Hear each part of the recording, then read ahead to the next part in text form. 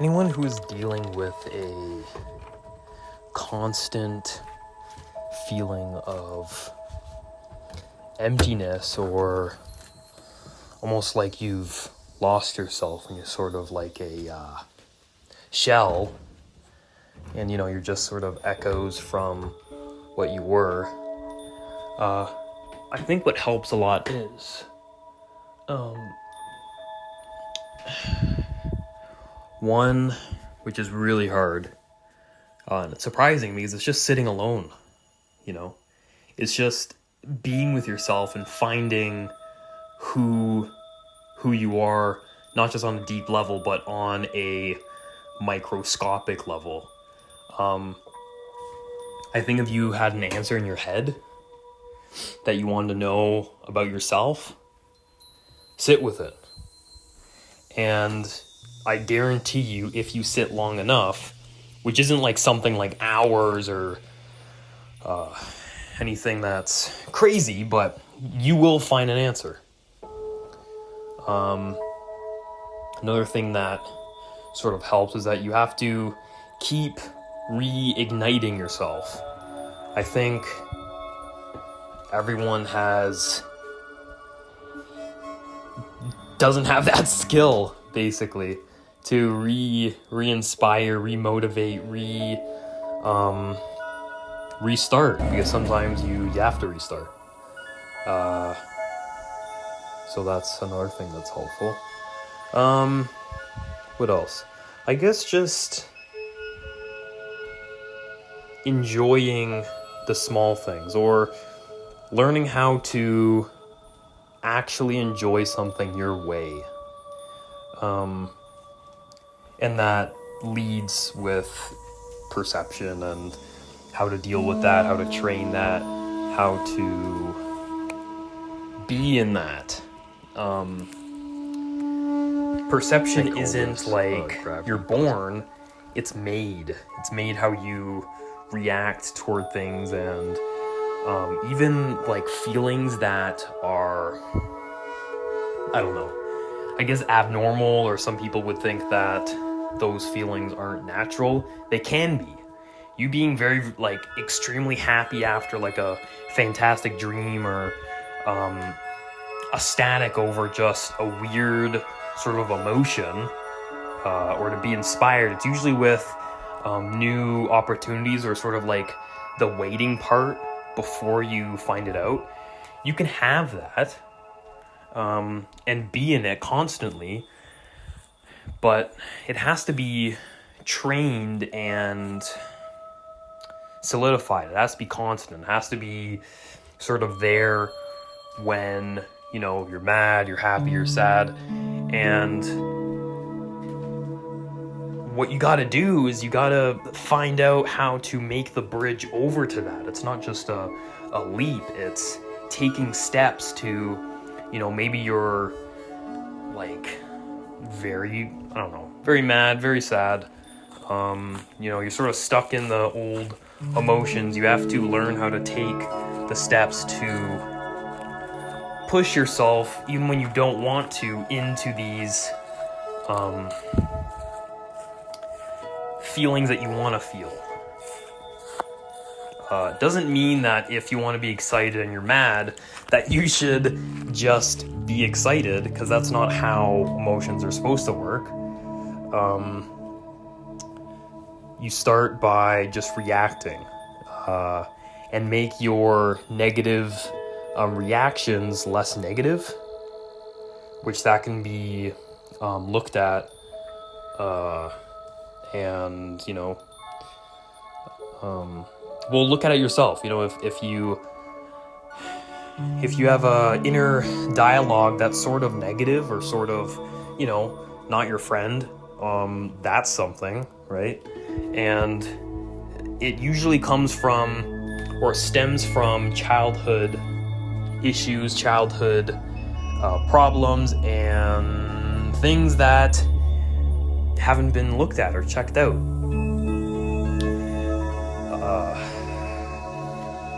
Another strategy that has helped me a lot is, even though I have trouble with reading and writing, still write stuff down. Still write anything down. when you clog up your mind with thoughts and you have confidence in remembering those things, you might have that skill to do that, but that still takes energy to maintain those ideas and thoughts.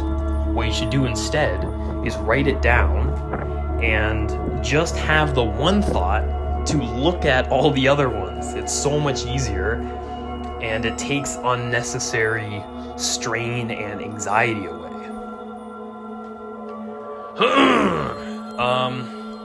Another thing that has really helped me is remembering things, because I just forgot. What was I gonna say?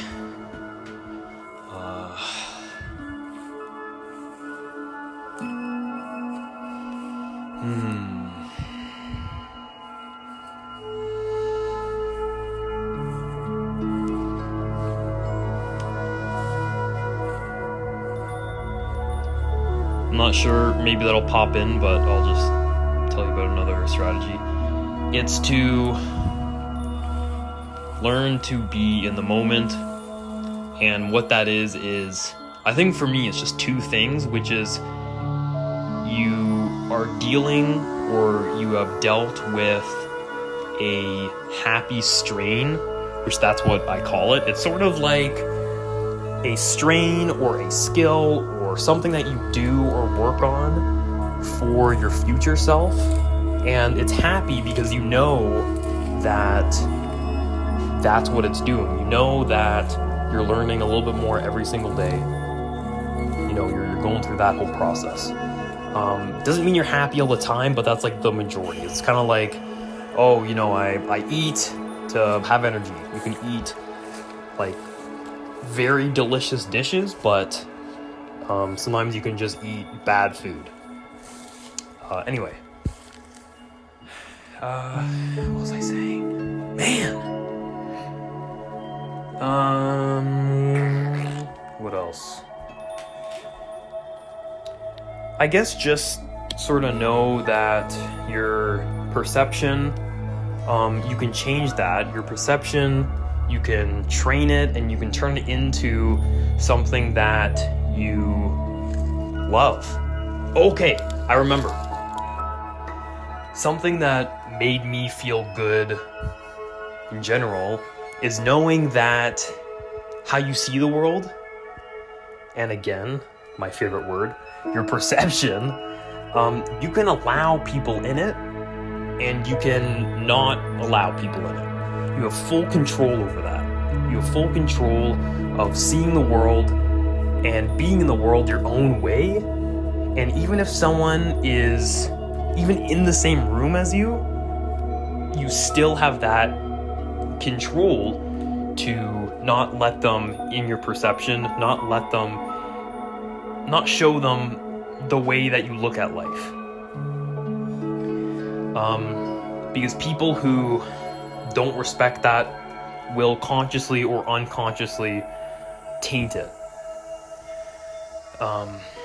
You know, they could say something like, oh, that'll never happen, or oh, you know, that's too fast. It's usually with doubt. There's a lot of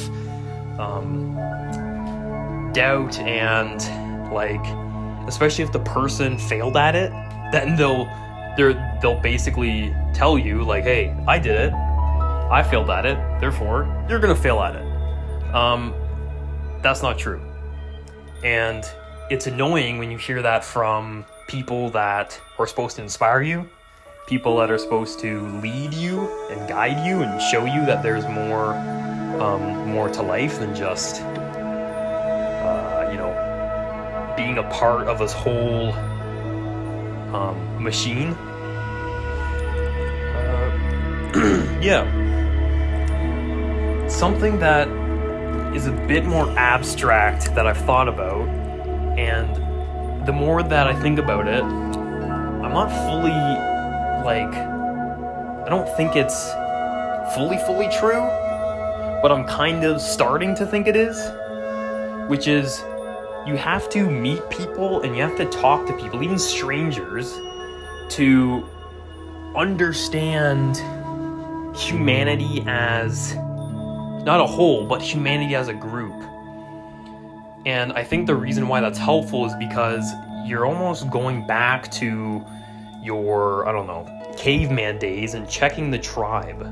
You know, oh, you know, the tribe is very nice, the tribe is good. So you have more easiness. But if you are alone and you do your own thing, I don't know, as animals, we're just kind of, we don't work like that, to be in solitude, to be alone all the time, you know, to be sort of watchers. So I think just talking to people, seeing that the world is not as gray and dark as you think it is,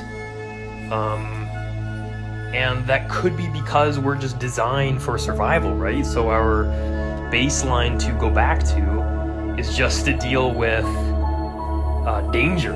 So we're going to put ourselves, we're going to recalibrate ourselves back into this darkness. So yeah, I guess last thing would be keep trying.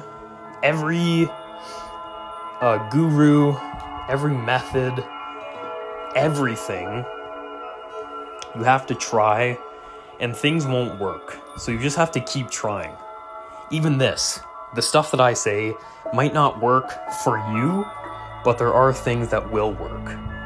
And just knowing that gives you the opportunity to actually find something that you feel like you can use that as a tool, and you can bring it out whenever you want. And I guess I'm making these or creating these just to get help. No, not get help. To give help to people that are dealing with the same thing that I'm dealing with.